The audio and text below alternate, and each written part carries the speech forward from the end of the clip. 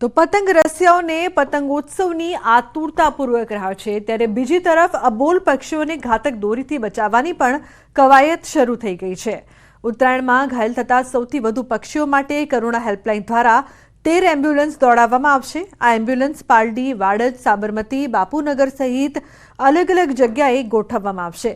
કરુણા helpline 1962 પર phone કરી જે પણ વ્યક્તિ જાણ કરશે, તરત દોરીથી ઘાયલ થતા પક્ષીઓને સારવાર માટે એમ્બ્યુલન્સ પહોંચી જશે।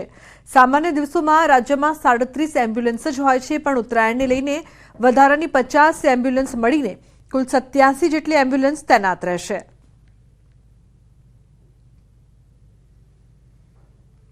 પતંગ ચગાવવાની મજા અબોલ પક્ષીઓ માટે સજારૂપ સાબિત થતી હોય છે અને તેને લઈને રાજ્ય સરકાર દ્વારા હજારો ઘાયલ થતા પક્ષીઓ જે છે તેઓ માટે કરુણા અભિયાન અંતર્ગત એમ્બ્યુલન્સ સેવા શરૂ કરવામાં આવી છે। આપ જે આ દ્રશ્ય જોઈ શકો છો કે અમદાવાદના મકરબા વિસ્તારમાં હાલ અમે છીએ અને આ પ્રકારની એમ્બ્યુલન્સ જે છે કરુણા એનિમલ એમ્બ્યુલન્સ જે છે તે વ્યવસ્થા કરવામાં આવી છે। અમદાવાદમાં સામાન્ય દિવસોમાં 3 જેટલી એમ્બ્યુલન્સ જે છે તે તૈનાત રહેતી હોય છે, પરંતુ ખાસ ઉત્તરાયણના તહેવારને ધ્યાનમાં રાખી અને વધારાની 10 એમ્બ્યુલન્સ જે છે તે ડેપ્યુટ કરવામાં આવી છે, એટલે કે શહેરના અલગ અલગ વિસ્તારમાં 10 જેટલી એમ્બ્યુલન્સ જે છે તે પણ વધારાની જે છે, એટલે કે કુલ 13 એમ્બ્યુલન્સ જે છે તે તૈનાત રહેશે અને જ્યાંથી પણ જે કરુણા અભિયાનનો હેલ્પલાઇન નંબર છે 1962 તેના પર કોઈ પણ વ્યક્તિ કોલ કરશે કે તરત જ આ એમ્બ્યુલન્સ જે છે તે જે તે સ્થળે પહોંચી જશે અને એ ઘાયલ થયેલા પક્ષીને ઝડપથી સારવાર મળી શકે તે પ્રકારની વ્યવસ્થા કરવામાં આવી છે। રાજ્યમાં સામાન્ય દિવસોમાં 37 જેટલી એમ્બ્યુલન્સ જે છે તે તૈનાત રહેતી હોય છે, પરંતુ રાજ્યમાં આ વખતે વધારાની 50 એમ્બ્યુલન્સ જે છે તે પણ ડિપ્લોય કરવામાં આવી છે, એટલે કે કુલ રાજ્યભરમાં 87 જેટલી એમ્બ્યુલન્સ જે છે તે કાર્યરત રહેશે અને કરુણા અભિયાનના જે હેલ્પલાઇન નંબર પર જે પણ વ્યક્તિ જે છે તે પક્ષીની સારવાર માટે હેલ્પલાઇન અમરેલી ખાતે આ દીકરી પાયલ ગોટીની સાથે અને અન્ય 3 આરોપીઓની સાથે પોલીસે જે કસ્ટડીમાં અત્યાચાર કર્યા છે તેને વિશે આપ લોગ અને ખાસ કરીને મીડિયા એને નિરંતર અને નિયમિતપણે એ પ્રશ્નને કવર કરતા રહ્યા છે। પાયલ જે અત્યારે આપ સમક્ષ મારી સાથે ઊભી છે તેનું કહેવાનું એ છે કે એક તો મને 12 વાગે રાત્રે મારા ઘરેથી અમરેલીથી 8 કિલોમીટર દૂર વિઠ્ઠલનગર ગામમાં પોલીસે મને ઉપાડી, એટલે સૂર્યાસ્ત અને સૂર્યોદયની વચ્ચે બહુ રીઢા ગુના ના હોય અથવા તો બહુ મોટા ના હોય કે જેમાં વ્યક્તિને ખુલ્લો રાખીએ તો સમાજને નુકસાન થાય એવું હોય, એ સિવાય સૂર્યાસ્તથી સૂર્યોદયની વચ્ચે આ દીકરીને પોલીસ પકડીને એલસીબી અમરેલી ખાતે લઈ ગઈ, તે પહેલો ગુનો। બીજું કે એની સામે તહોમત પુરવાર થાય તેની પહેલા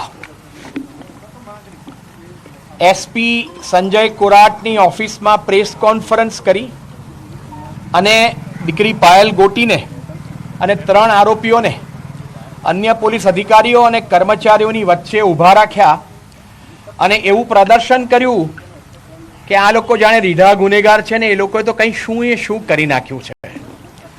આ લોકો ડ્રગ પેડલર નથી, આ લોકો આતંકવાદી નથી, આ લોકો કંઈ મોટા બુટલેગર નથી અને આ લોકોએ અનેક ગુના નથી કર્યા, એક પણ ગુનો આ લોકોના નામે નોંધાયો નથી। પ્રેસ કોન્ફરન્સમાં ગુનો પુરવાર થાય તેની પહેલા એસપી સંજય કોરાટની ઓફિસમાં આ લોકોની આઈડેન્ટિટી ડિસ્ક્લોઝ કરવી એ પણ બીજો ગુનો પોલીસે કર્યો છે, કારણ કે આ રીતે તહોમતદારોને ગુનો પુરવાર થાય તેની પહેલા લોક સમક્ષ, છાપા સમક્ષ અને મીડિયા સમક્ષ મૂકવા તે તેમની આબરૂ લૂંટવા સમૂહ છે। ત્યારબાદ કોર્ટમાં રજૂ કરાય તેની પહેલા પાયલ ગોટીને અને 3 આરોપીઓને અમરેલી શહેરમાં સરઘસ કાઢીને ફેરવ્યા। આ સરઘસમાં એમની સાથે ફક્ત પોલીસ નથી, પણ અમરેલીના ધારાસભ્ય ભાજપના અને ઉપદંડક શું નામ એમનું કૌશિકભાઈ વેકરિયા, એમના અંગત સચિવ અને એમના ખાસ મિત્રો આ વરઘોડામાં સાથે હતા અને આસપાસ લોકો સાથે વાત કરતા એવું પ્રસ્થાપિત કરવા માંગતા હતા કે આ વરઘોડો આ કથિત આરોપીઓનો અમે કાઢ્યો છે. એનો અર્થ એ કે અમરેલીનો ધારાસભ્ય કૌશિક વેકરિયા એ ભલે પ્રત્યક્ષ રૂપે હાજર નહોતો પણ અપ્રત્યક્ષ રૂપે હાજર હતો અને પોલીસે ધારાસભ્ય દ્વારા પોતાનો ઉપયોગ કરાવડાવ્યો અને આ દેશની રક્ષકની જગ્યાએ પોલીસ ભાડુતી સૈનિક થઈ ગઈ. એ એમનો ત્રીજો ગુનો અને એમને વાંધો છે એની ફરિયાદ કરી. ચોથું કે પાયલબેનને પોલીસ કસ્ટડીમાં પેલા ઘંટીના પટ્ટા હોય જેને દંડા સાથે બાંધે અને આ શસ્ત્ર ફક્ત તમને એલસીબી અને એસઓજી દરેક જિલ્લામાં જોવા મળે, એનાથી એને મારી. અન્ય તહોમતદાર મનીષભાઈ વાઘસિયા જેમની ઓફિસમાં આ દીકરી કામ કરે છે એને પણ બેરહેમીથી એની હાજરીમાં માર્યો અને એની જરૂર નથી. શાને માટે માર્યા? અને અગત્યનું ત્યાં પણ છે કે એને જ્યારે મારી એ ઉપરાંત એસપીએ આ બહેન જે જગ્યાએ નોકરી કરે છે એ વ્યક્તિને બીજેપીનો પીઢ કાર્યકર છે તેને માર્યો ત્યારે પણ બીજેપીના ધારાસભ્યના બધા મિત્રો ત્યાં હાજર હતા. એટલે એસપી સાહેબ અને ધારાસભ્યના મિત્રો ત્યાં હાજર હતા. એટલે આ એસપી સાહેબ છે તે ભારતની સરકાર માટે કે બીજેપીના ધારાસભ્ય માટે કામ કરતા હતા અને તેને માર્યું, તેનો એક બીજો ગુનો બને છે જે અમે રેસ કર્યો. અને ત્યાર પછી કોર્ટમાં જુઠ્ઠું બોલ્યા કે અમે 28મી તારીખે 4 વાગે આ લોકોની ધરપકડ કરી છે.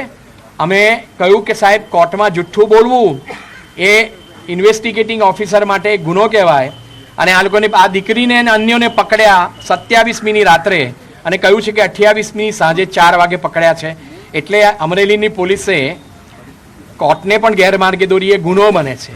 આ ઉપરાંત દીકરીને જ્યારે રિમાન્ડ પૂરા થયા અને જેલમાં મોકલી આપી ત્યારે ફરિયાદી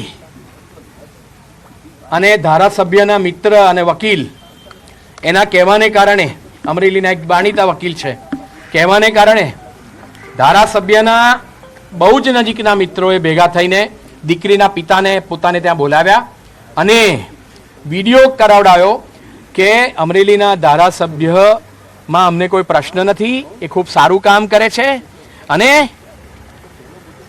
અન્ય બિનજરૂરી વાતો એમની પાસે બોલાવડાવી. કારણ કે ત્યાં સુધી પાટીદાર સમાજે પોતે અવાજ ઊંચો કર્યો હતો અને એમએલએને ખબર પડી ગઈ કે અમે લોકો શું કરીએ છીએ.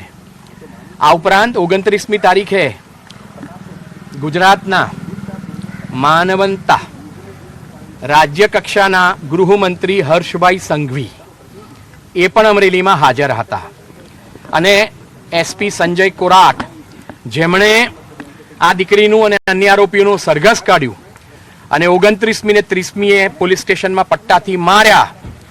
તેની પહેલા એસપી સાહેબે ગૃહ રાજ્યમંત્રી સાથે મુલાકાત કરી હતી.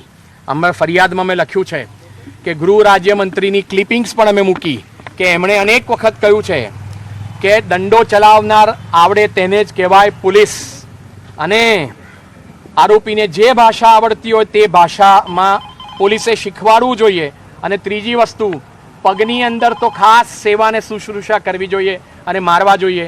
એવી વિડીયો ક્લિપિંગ્સ અમે મોકલી અને કહ્યું છે કે હર્ષ સંઘવીની 29મી તારીખે અમરેલીમાં એસપી સંજય કોરાટ સાથેની મુલાકાતને કારણે એમને સરઘસ એમનું કાઢ્યું અને એમને માર્યા. કારણ કે હર્ષ સંઘવી વારે વારે કયા કરે છે કે આરોપીઓને મારવા કે આરોપીઓની સાથે કેવી રીતે વર્તવું એની એસપી છે અંદર ફરિયાદમાં.